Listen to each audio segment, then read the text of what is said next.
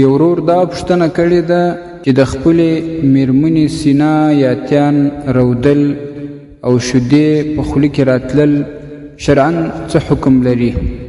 الجواب بالله التوفیق.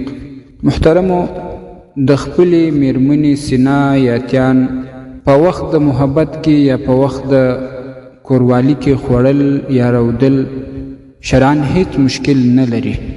البته کچیرې ښځه په سینه کې شیدې ولري نو د خاوند دپاره دغه شیدې رودل تر ستوني تیرول شرعاً ناجایز عمل دی. علماء کرام دوی وجې وایي. یوه وجه دا چې دا شیدې د دې ښځې د بدن جز دی، بلا ضرورته د دې خوړل شرعاً ناجایز دی. دویمه وجه دا چې دغه شیدې د ماشوم حق دی، که څه هم هغه ماشوم ته په وچ شیدو یا په بل څه باندې مړی، خو دغه شیدې هم د هغه حق دی. بل چاته تر ستوني تیرول شرعاً هیڅ جواز نه لري.